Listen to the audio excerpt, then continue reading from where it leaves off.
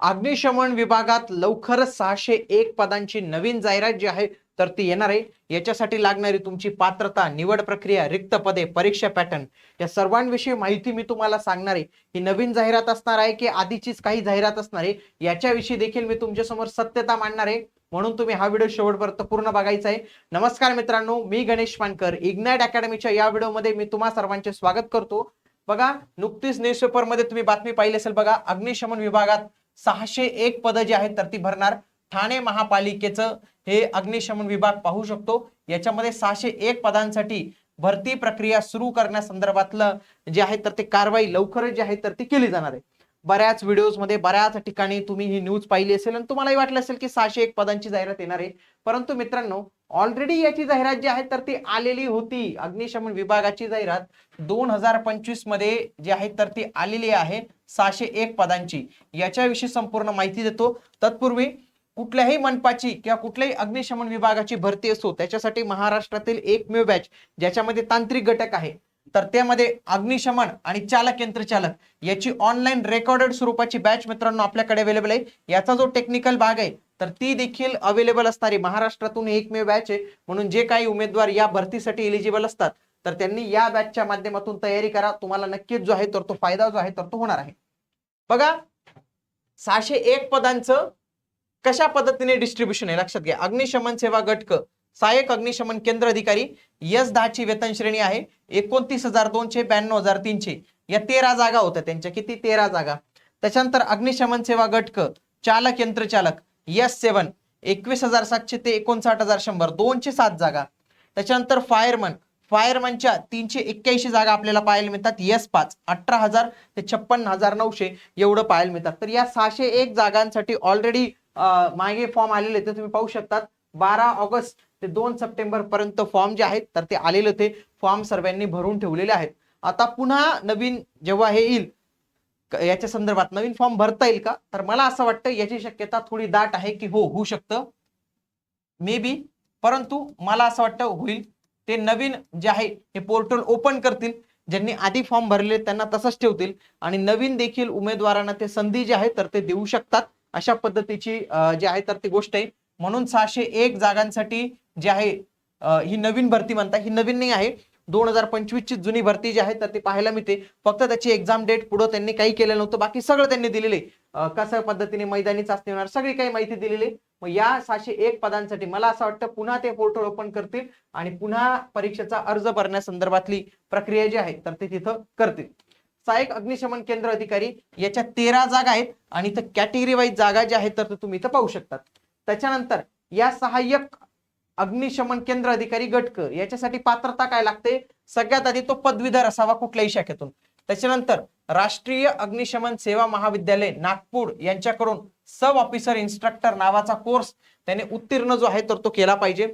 जर तिथं नसेल तर महाराष्ट्र अग्निशमन सेवा अकादमी आहे मुंबईला, तर तिथील 1 वर्षाचा उपस्थानक अधिकारी व अग्निशमन प्रतिबंधक अधिकारी हा उपक्रम त्याने पूर्ण केलेला असावा तरच तो तिथं अर्ज करू शकतो। सोबत त्याला कामाचा 3 वर्ष अनुभव पाहिजे तर तो फॉर्म भरू शकतो आणि त्याच्यानंतर ही शारीरिक पात्रता पाहिजे तर तो इलिजिबल असणार आहे।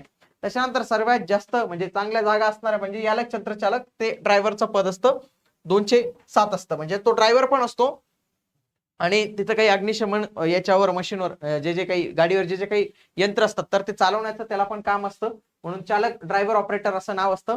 207 जागा इथं पाहायला मिळतात, खूप चांगल्या जागा आहेत आणि महिलांना पण जे आहे तर ते तुम्ही इथं सगळ्या काही गोष्टी आरक्षणाच्या समांतर आरक्षणाच्या पाहू शकतात। सोबत इथं लक्षात घ्या याच्यासाठी फक्त 10वी लागते। किती लागते? 10वी पास लागते। परंतु राष्ट्रीय किंवा राज्य अग्निशमन प्रशिक्षण केंद्र मुंबई आणि नागपूर यांच्याकडून अग्निशमन प्रशिक्षणाचा पाठ्यक्रम हा पूर्ण जो आहे तर तो असावा लागतो। सोबत हेवी ड्युटी लायसन्स पाहिजे। इथं 3 वर्ष जड वाहन चालक म्हणून 3 वर्ष कामाचा अनुभव जो आहे तर तो मागितला गेलेला होता। बघा, अग्निशमनचा अनुभव नाही मागितलेला, तुम्हाला हेवी ड्युटी चालवता येतं याच्या 3 वर्षाचं प्रमाणपत्र मागितलेलं होतं। उंची पुरुषांसाठी 165, महिलांसाठी फक्त 157, 81 पुरुषांसाठी चेस्ट पाहिजे आणि 86 फुगून पाहिजे। वजन 50 किलो, महिलांसाठी 45 किलो आणि दृष्टी त्याची चांगली जी आहे तर ती पाहिजे। पुढे फायरमनचं पद आहे, त्याला सगळ्यात जास्त म्हणजे जवळपास 381 एवढ्या मोठ्या प्रमाणावर जागा आहेत. याला पण सेमच आहे, 10वी पाहिजे. राष्ट्रीय किंवा राज्य अग्निशमन केंद्र मुंबई यांचा पाठ्यक्रम जो आहे तर तो पूर्ण असणं आवश्यक आहे. बघा, उंची किमान 165 सेंटीमीटर पाहिजे.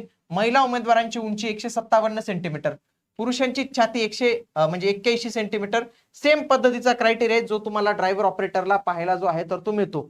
परीक्षा पॅटर्न कसा असतो, याच्यामध्ये 2 भाग केलेले असतात. एक असतो आपला टेक्निकलचा तांत्रिक भाग, ज्याच्यामध्ये अग्निशमनच्या संदर्भातले प्रश्न असतात, आणि दुसरा असतो नॉन टेक्निकलचा भाग. या नॉन टेक्निकल मध्ये एकूण 4 विषयांवर प्रश्न येतात. हे 4 विषय कोणते असतात बघा, मराठी, इंग्रजी, सामान्य ज्ञान, अंकगणित आणि बुद्धिमत्ता. हा जो पेपर असतो याच्यासाठी हे देतात 100 गुण, आणि म्हणजे हे पूर्ण ओव्हरऑल. आणि जी मैदानी चाचणी असते तुमची, मैदानी चाचणी, याच्यानंतर मैदानी चाचणी होते, त्याच्यासाठी असतात तुमचे 100 गुण. असे हे 200 गुणांच्या आधारे तुमची निवड इथं जी आहे तर ती होत असते, हे तुम्ही इथं लक्षात ठेवायचं आहे.